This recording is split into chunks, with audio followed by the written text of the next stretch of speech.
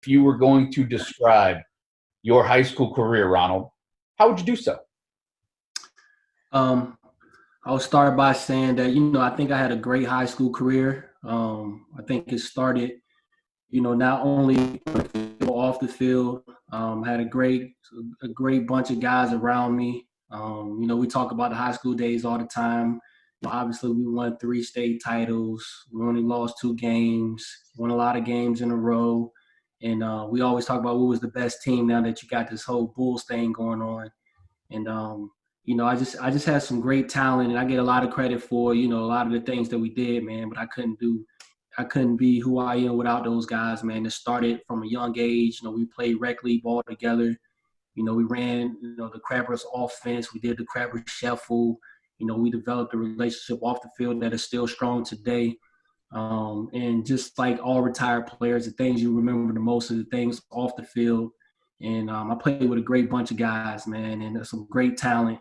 I get a lot of credit of it. I don't even think I was the best player on the team. To this day, I still think Ahmad Hawkins was one of the best athletes I ever seen in my life. So, and we had a lot of guys that came before us that kind of paved the way to let us know that, how we approach the game.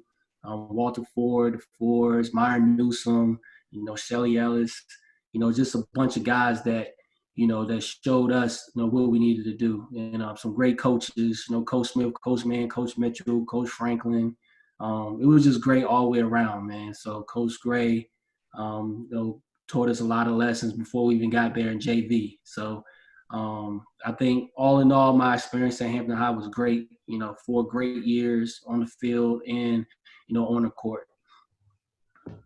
Over time, so many things, memories seem to fade.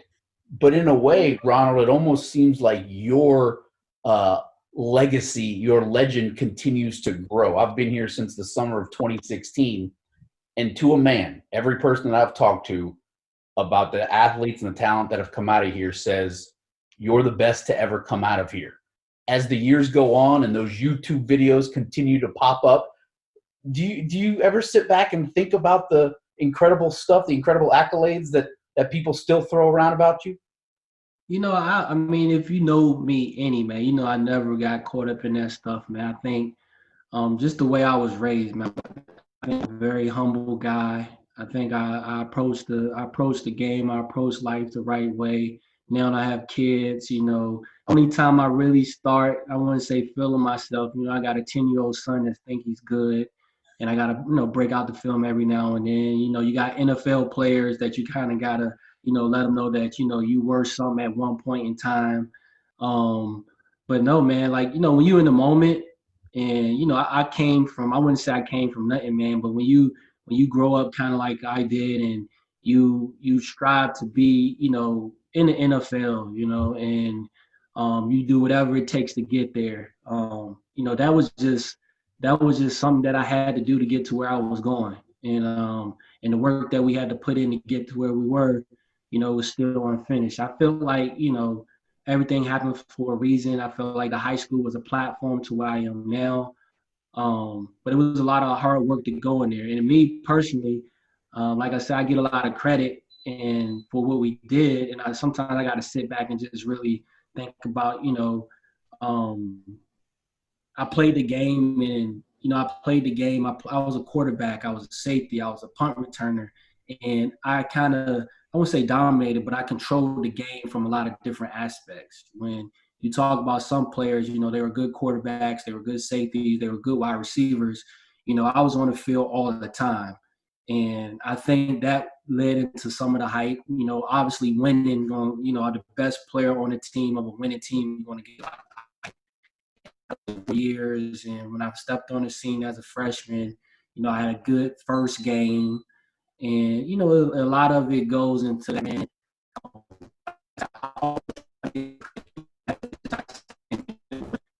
Great friends around me that let you know that, you put your shoes on just like we do.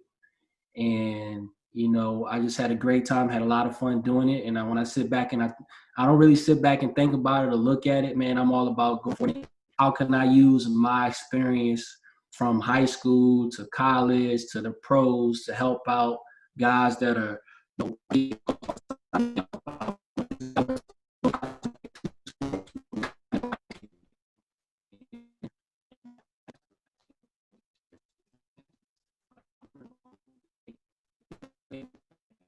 decisions that I made and why I made them, and just trying to get a wealth, the knowledge back to the guys that are about to go through it.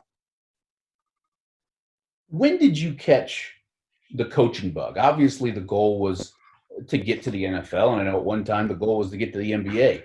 You had a productive NFL career, and you've been coaching for several now. Ronald, when did you realize that this was something that maybe you wanted to do, or even better question, when did you realize that you liked it and were good at it? Well, in middle school and even when I first got to high school, I was a part of National Honor Society.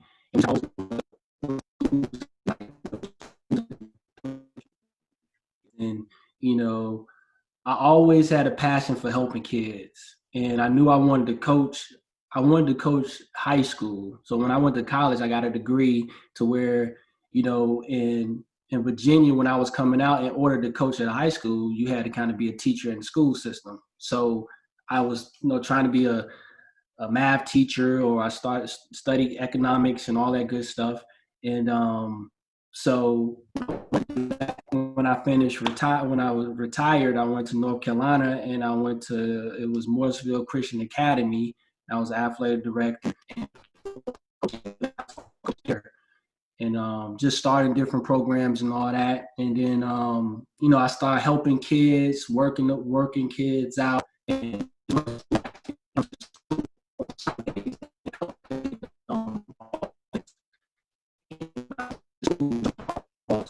cousin's son was the coach there. He was the backup quarterback there, and his actual cousin was the coach there. So he reached out to Jim Harbaugh, and the story with Jim Harbaugh is when I first got drafted with the Raiders, he had just got into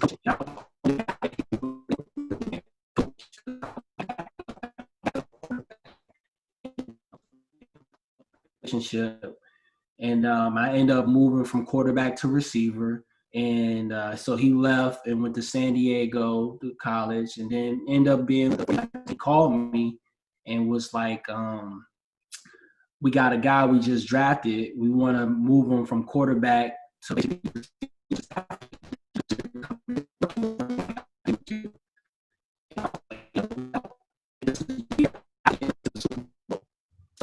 I went out there, helped out, and the guy ended up making the team, BJ Daniels. I don't know if you heard him or not. And I just been coaching ever since, so.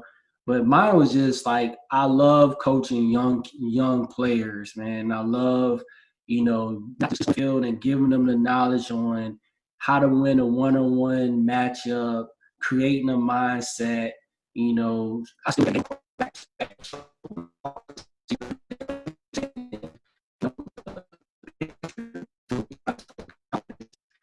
and Coach Payton talk about it a lot, man. We're not coaches, we're teachers. And so we're teaching these kids or these young men, how to play the game of football, and also you developing relationships.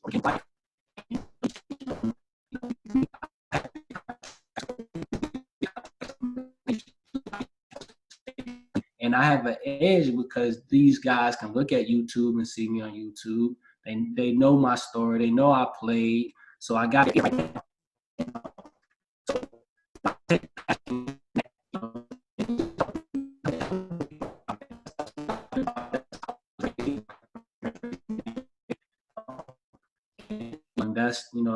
that's like, I feel like more than the athlete that people know from Hampton High days, I feel like my mission in life is to give back. And that's what That is awesome. All right, so I got to ask you, you always wanted to be a teacher. You were studying math, economics. How much are you using that these days with the kiddos at home due to isolation? Man, all the stuff that I learned, I forgot, because, man, like 4th grade math is kicking my butt, So, my wife, she does, she always been, very good and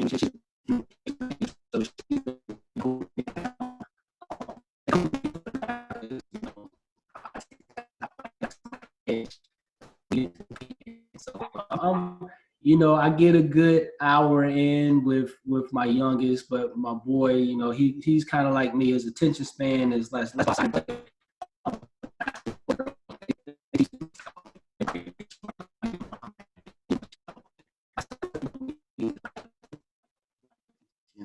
they eat a baby around the house. So, but it's virtual learning, man. It's taking it will happen. It's no joke, man. All right, a couple more for you. I imagine being able to be around and teach and tutor a guy like Michael Thomas, and then also be around one of the best to ever play the position in Drew Brees, even a guy like you who has competed and succeeded at the highest levels of sports. Are you even still impressed by guys like that? I mean, you impress not with the athlete, but by the approach of the game.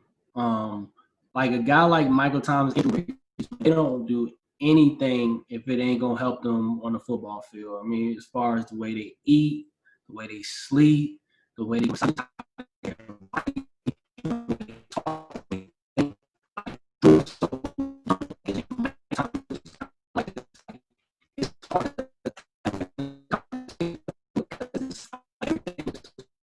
and that's how the great ones are, man. I was around Jerry Rice, Tim Brown, Rich Gannon, Charles Woodson, Rod Woodson when I first got habits and how they pick up on watching film and how they dissect the defense. And I got Mike Thomas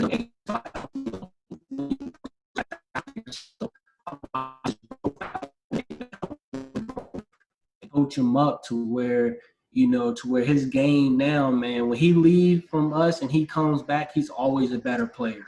And Drew's the same way, man. He gets better and better and better, and that, like, you expect when you see them on a day in and day out, Sunday is going to be a good day. And those guys, man, those are two great talents, great people, but their work ethic is second to none. That is awesome. All right, I want to ask you about a guy who was in your facility just a couple years ago, who we know from this neck of the woods too, Joe Brady. I think he was just, essentially a step above an intern with Sean Payton and you guys a couple years ago. Now he's ascended. He's the OC in your division. What do you remember about spending some time with him from a guy that we know from William & Mary? Man, Joe Brady, man, he studied everywhere he went. When he was at Penn State, when he came here, he stayed up late. He put in the work. He's an exceptional talent. He's very smart. He jokes about, he's always worked like a college grad student. He really does. Like, he's getting 2-3 hours of sleep. During the season, we don't sleep much anyway. We probably getting, 4 hours a night during the season. And he's probably getting 1.5, 2. And but he put in the work, man. He's a very bright guy. He studied. He's a master of his craft. He's gonna do great things, man. He's a young talent, but it's in this game, man. It's all about opportunity, man. And obviously, the longer you're in it, the better you're gonna be at it. But if you put in the time, man, which he did, and he's gonna continue to do because it's his makeup. He's gonna be a very good offensive coordinator, maybe a head coach one day very soon because he has that pedigree, man. He's a smart, intelligent. He takes nothing for granted. He loves to work hard. And in this game, you have to love working hard. You can't just work hard. You gotta love it. And he does. Like he's an exceptional talent as a coach. Guys get him. He can communicate. His ego is not easily bruised. You can still talk to him and coach him. I talk to him all the time. He's a really good friend. He's going to continue to be a good friend. And, I wish him well, man. I think he's going to do great things. My final question, I'll let you get out of here, man. You talk about, you enjoy the teaching. You enjoy, this process. you want to stay in this game? You want to keep grinding? I mean, do you have the goal of being an OC, being a head coach? What when we do this again I in mean, 5 years? my goal is, I would love to call plays in the NFL one day. I can't say that my goal is to be a head coach. If that happens, that would be great. But it is to be an offensive coordinator and to call some plays. But I'm love the job that I'm doing now, man. I love the process, and I understand it's a process. And I'm not looking for another job. If it happens, that's great. But being a wide receiver coach here with the Saints is awesome, man. There's no better place to be than in New Orleans coaching, and there's no better organization with Miss B and Mickey Loomis and Sean Payton running the show. And we every year, we get closer and closer. We bring in the right guys, man. And one day, yes, I would love to be able to call some plays, but right now, man, I'm enjoying this journey.